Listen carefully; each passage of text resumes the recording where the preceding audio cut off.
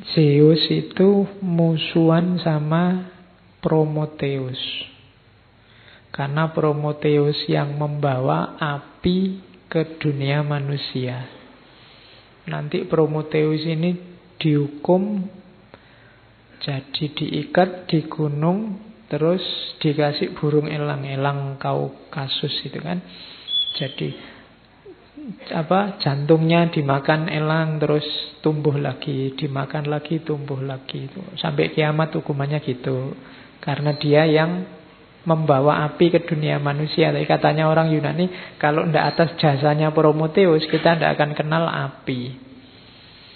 Nah, manusia yang dikasih Prometheus api juga dihukum oleh Zeus. Cuma hukumannya adalah kotak yang diberikan pada dewi namanya Pandora. Pandora ini nanti menikah dengan saudaranya Prometheus. Waktu mereka nikah, oleh Zeus dikasih hadiah kotak, nanti dikenal sebagai kotak Pandora. Katanya Prometheus, hati-hati, Zeus ini sedang mangkel, jadi sedang marah dia. Jangan dibuka kotak itu, nanti bahaya. Tapi karena penasaran, manusia itu kan gitu, kalau dilarang-larang malah penasaran. Situs itu kan kalau diblokir-blokir kan kamu malah penasaran gimana caranya bukanya. Ya, nah, itu cirinya manusia. Pandora juga gitu, dia dikasih kotak penasaran, akhirnya dibuka. Begitu dibuka, keluarlah segala macam hal yang buruk, kejahatan, penyakit, bencana, penderitaan. Oh, itu membuat sedih kok yang keluar ini semua. Akhirnya dunia manusia kan jadi rusak. Tapi terakhir Pandora melihat, masih ada satu sisa di dalamnya, yaitu harapan. Nah, itu indahnya gaya bercerita mitos untuk menunjukkan bahwa apapun kesulitanmu, apapun kerumitan hidupmu, jangan khawatir asal kamu masih punya harapan. Kuncinya ada dalam harapan. Oke, kita mulai berteori sedikit-sedikit. Harapan adalah dorongan fitrah. Saya bilang tadi dia anugerah Allah yang hanya dimiliki oleh manusia. Binatang tidak punya harapan, tumbuhan tidak punya harapan. Bebek itu tidak punya cita-cita, besok aku kalau besar pengen jadi bebek yang berguna bagi nusa bangsa, tidak ada.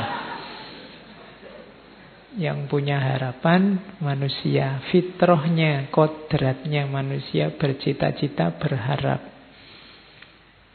Yang kedua, harapan lahir karena kebutuhan. Ini boleh kembali ke Abraham Maslow, saya ambil contohnya itu. Karena kita ingin survive, karena kita ingin aman, karena kita ingin mencintai atau dicintai, kebutuhan untuk status, kebutuhan aktualisasi diri. Dari sini kan muncul harapan-harapan. Jadi harusnya secara fitrah manusia itu berharap. Jadi manusia itu kalau bahasanya komputer itu program yang kompatibel untuk hidupnya manusia itu adalah program harapan. Bukan program keputusasaan. Kalau kamu menginstal keputusasaan harusnya crash dengan hidupmu. Jadi orang-orang yang pesimis, putus asa itu sebenarnya menyalahi fitrahnya. Makanya Allah benci, disebutnya kafir atau kufur. Terus selain itu harapan juga di teori yang lain disebutkan lahir oleh situasi hidupmu, termasuk dari masyarakat. Jangan dikira harapan-harapanmu itu hasil pikiran dan pilihanmu sendiri. Secara tidak sadar sebenarnya masyarakat sekelilingmu, mulai orang tua, guru, teman, tetangga, ikut menentukan harapan-harapan hidupmu. Jadi ada programming dari masyarakat sekitarmu. Maka jangan gaya, jangan merasa bahwa saya ini bebas loh Pak, cita-citaku, keputusanku sendiri, enggak. Di situ ada ilustrasinya, biasanya anaknya pedagang itu ya mentalnya dagang dan cepet. Kalau disuruh berharap untuk dagang, anaknya guru juga begitu, anaknya pemikir juga begitu, biasanya. Jadi cita-cita, harapan itu mix antara fitrah individu, kebutuhan masing-masing orang, plus programming dari masyarakatnya. Jadi teori ini mau bilang bahwa setiap orang harus sadar sebenarnya kebebasan mutlak untuk manusia itu tidak ada. Kamu yang merasa bebas sebenarnya tidak bebas juga. Masyarakatmu pasti mempengaruhi ekspektasi dan harapanmu, bukan keinginanmu sendiri. Ketidaksadaran ini nanti sering membuat orang jadi patah hati, stres, depresi, konflik. Jadi harapan itu darimu dipengaruhi oleh masyarakat, didorong oleh kebutuhan. Terus, apa mainnya harapan, pentingnya harapan dalam hidup kita? Ya, kalau ini sebenarnya tidak perlu dijelaskan, kalian sudah tahu. Ini menegaskan arah dan orientasi hidup, meningkatkan kemampuan menghadapi kesulitan. Itu ada, saya kutipkan sebuah quotes dari Biksu Thich Nhat Hanh, dari ini Biksu Zen Buddhisme dari Vietnam. Dia punya torekot, kalau bahasa Islamnya ya, dia punya order of interbeing.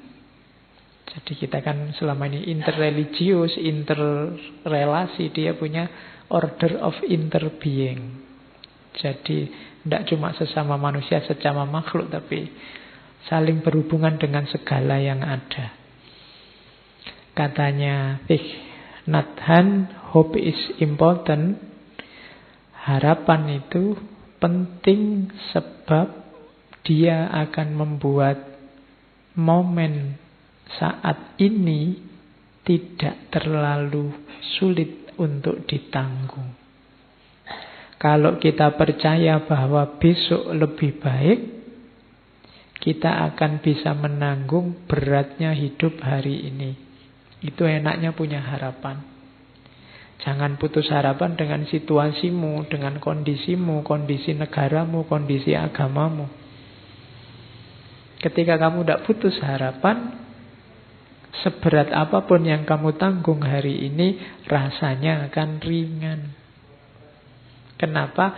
Tenang aja, besok enak kalau harapan kita terpenuhi. Kalau tidak terpenuhi, berharap lagi. Selama kamu masih punya harapan, masih enak. Hidupmu kiamat kalau kamu sudah tidak punya harapan. Jadi, tanggunglah kesulitan hari ini dengan harapan. Jadi solusinya gampang. Kamu tidak punya uang, nggak apa-apa, sumpek sekarang. Bayangkan besok, ini puasanya, besok kamu kaya raya. Itu kan kamu lebih enteng nanggungnya sekarang. Kamu jomblo sekarang tidak apa-apa. Bayangkan besok dapat yang terbaik, Nah, itu kan kamu jadi enteng. Pakai teori yang orang bilang biasanya kalau pacari gonta-ganti dapatnya yang jelek. Aku kan tidak punya pacar, mesti intuke sing apik misalnya. Jadi berharap tidak membuatmu jatuh. Tidak ada yang bisa mengalahkanmu selama kamu masih punya harapan. Kok kamu kuliahmu tidak lulus-lulus? Tidak apa-apa, saya masih berharap tidak ter-DO. Kok kamu ter-DO? Ndak apa-apa. Saya masih berharap masa depanku bagus karena ijazah dan gelar itu tidak segalanya. Kan gitu. Kok iya. Kok kamu susah di karirmu karena ndak punya ijazah, nggak punya, ndak apa-apa. Karir itu kan cuma satu aspek dalam hidup, masih banyak aspek yang lain. Loh kan itu enak. Selama kamu masih punya harapan, masih punya jangkauan ke depan yang kamu impikan, kan tidak masalah.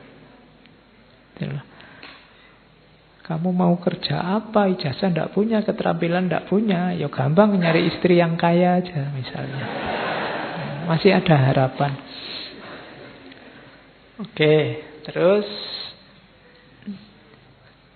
jadi perannya kunci harapan itu. Itu yang terakhir ada quotes dari Henry Nouwen. Henry Nouwen itu pastor Katolik dari Belanda. All great spiritual leaders in history were people of hope.